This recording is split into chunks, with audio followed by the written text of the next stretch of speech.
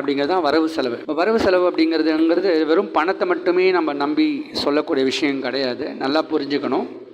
எனக்கு ஒரு 100 ரூபாய் கிடைச்சதுக்கு 200 ரூபாய் செலவு பண்ணுறேன், அந்த வரவு செலவு மட்டும் கிடையாது. அதில் வரவு செலவு அப்படின்னா, என்னுடைய ஃபேமிலியில் புதுசாக ஒரு மெம்பர் வந்திருக்காங்க, ஒரு புதுசாக ஒரு நம்ம வீட்டு பையன் வந்து ஒரு பொண்ணை கல்யாணம் கூட்டிகிட்டு வந்திருக்காங்க. ஸோ ஒரு பையனுக்கு கல்யாணம் நடந்து ஒரு புதிய ஒரு ஒரு பெண் வந்து நம்ம வீட்டுக்குள்ளே வராங்க. ஸோ இது ஒரு வரவு. நம்ம வீட்டில் ஒரு குழந்தை பிறக்குது, அது ஒரு வரவு. அதே சமயத்தில் நம்ம வீட்டில் இருக்கக்கூடிய ஒரு முதிர்ந்தவர் யாரோ நம்ம விட்டு மறைஞ்சு போகிறாங்க. ஸோ அது ஒரு இழப்பு. ஸோ இது ஒரு செலவு மாதிரி. அதே போல் வீட்டில் ஒரு புதுசாக அசட்ஸ் வாங்குகிறோம், புதுசாக வண்டி வாகனங்கள் வாங்குகிறோம், இதெல்லாம் வரவு. ஒரு வண்டியை ரிப்பேர் பண்ணி அதை வந்து விற்றுடுறோம், அது செலவு. ஒரு நிலத்தை விற்கிறோம், அது ஒரு வகையில் செலவு. அசட்ஸ் கையை விட்டு வெளியில் போகுது. அதே போல் ஒரு நல்ல விஷயங்களுக்காக தான தர்மம் பண்ணுறோம், செலவு, சுப செலவுகள். இப்படி எல்லா விஷயமும் வந்து நம்ம கலந்து தான் இந்த வரவு செலவு பண்ணுறோம். இந்த வரவு